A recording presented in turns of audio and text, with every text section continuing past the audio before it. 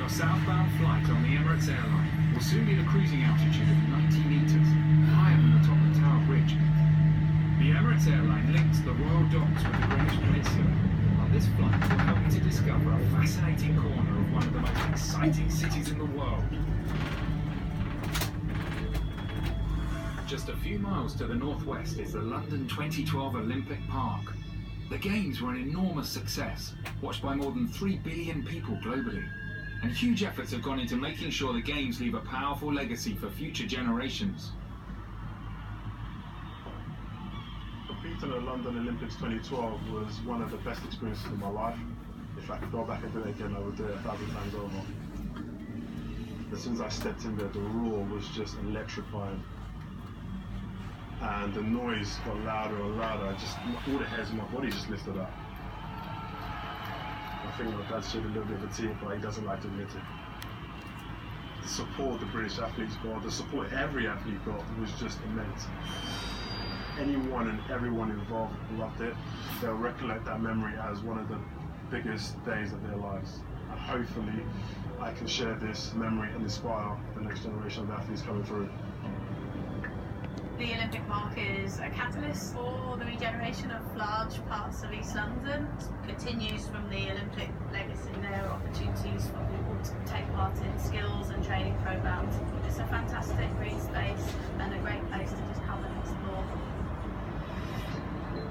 Beneath our flight path is the distinctive red lightship at Trinity Buoy Wharf, where the Thames is joined by the Lee Valley River.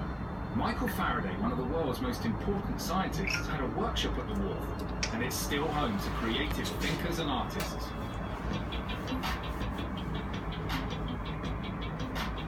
We're at the Park Regeneration's chain store in Trinity Buoy Wharf. Parkour is largely about relative challenge, so it's never about just doing the biggest jump that anyone can, it's more about challenging yourself. And we've got this incredible facility to train at, and it's such a positive thing to have. I'm really looking forward to seeing what the space can do for the community. As you come from the East India Station to here, there's all kinds of incredible installations, strange little pieces of street art, which kind of ties in quite well to parkour. Yeah, there's all sorts of weird and wonderful people doing interesting things down here. I made the fish as a temporary measure, and then someone was asking about a commission for a circus, so I thought I'd knock it together just to show them what they could have. We spent the last year really taking rubbish airplanes and trying to make sustainable products. We made this rickshaw, which was obviously made from the fuselage. We're also making a DAB radio using the main thrust control, which is very exciting. Trinity Buoy Wharf feels like the last corner of old London. In a way, it feels like a little bit of industry coming back to what is historically a really industrial place. The Docklands area of London went into decline after the Second World War. But in the 1980s, there was major new development here, and the business district of Canary Wharf rose into the sky. It now contains many of the tallest buildings in the UK, and more than 100,000 people work in the district.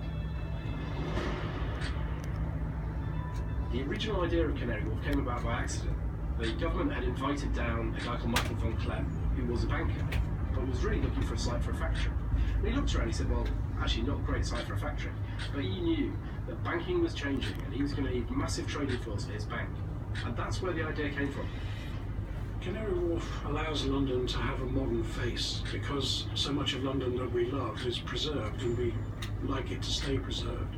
Canary Wharf is the fastest growing and largest new business district in Europe. When it is completely built out, there'll be about 25 million square feet of space. And in terms of the working population, there'll be about 200,000 people.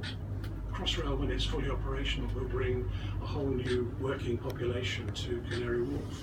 Lots and lots of exciting developments have happened in the east side of London, and all linked by the Docklands Light Railway, by the Jubilee Line, by Crossrail, by all the other transport infrastructure that links into those. The Docklands Light Railway trip through Canary Wharf has been listed as one of the 10 great railway journeys of the world.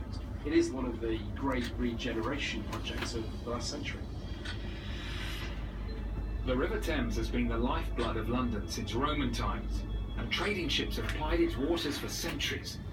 As the size of ships increased, they needed powerful tugboats to guide them. Despite the demise of the old docks, the tugs and their skippers are still the workhorses of the river. I'm probably the oldest tug skipper on the River Thames at the moment, but we still go out and do a day's work. Oh, changes are unbelievable. In fact, you could walk one end of the dock to the other end of the dock on barges. We could tell where we were by the smells on the River Thames them days. You knew it was a soap factory, you knew you was at Headleach. Then you come to Purfleet Reach and you could smell all the oils. And then as you come round Thames Walk up around there, you could smell the sewage. Right up until when you got to the Pepper House or Wapping, you knew you was at Spice Mills. But not now, different today. All them days are gone. That's when men were made of iron and boats were made of wood. Traditional tugs have now been joined by a fleet of fast catamarans. Thames clippers carry thousands of passengers every day. The boats go 30 knots, so approximately 40 miles an hour, so probably one of the fastest modes of transport in London. The river bus service runs every 20 minutes to North Greenwich Pier, which is just a 5-minute walk from the Emirates Air Line. Now coming into Greenwich, you should probably see the Royal Maritime Museum. It's a fantastic location and it's just an 8-minute trip from North Greenwich. I think the river's got a key role to play for the regeneration of East London. We very much see the Thames as a tube line in the future. The Greenwich Peninsula is home to the O2, the world's most popular music and entertainment venue. The area is soon to undergo major redevelopment, creating a vibrant new district covering almost 200 acres. It's one of the largest regeneration projects in Europe. One of the great things about the peninsula is that it is actually an island site. You have 1.5 miles of uninterrupted river frontage. Obviously the O2 attracts 15,000 people on a number of nights a year. Dragon is a Hong Kong-owned development. It's one of the biggest regeneration schemes in the country, if not in Europe. You would probably realistically be looking at least 20,000 people living here permanently, 20,000 people working here. So from a community point of view, it's going to offer something we think is going to be unique in the London landscape. Cutting through the peninsula, the Greenwich Meridian Line represents 0 degrees of longitude.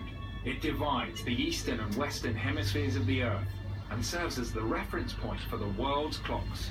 It's also the inspiration for a new world-class sculpture trail, the Line, stretching more than 3 miles from the O2 to the Olympic Park.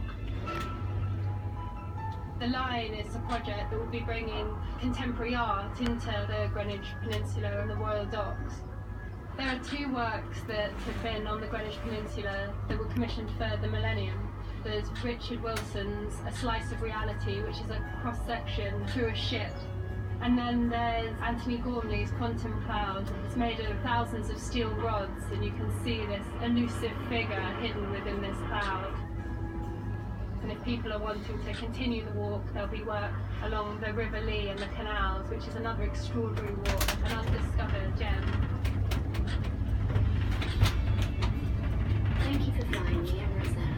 Exit here for the Emirates Aviation Experience, the Thames River, the O2 and transport links. Oyster, return and single ticket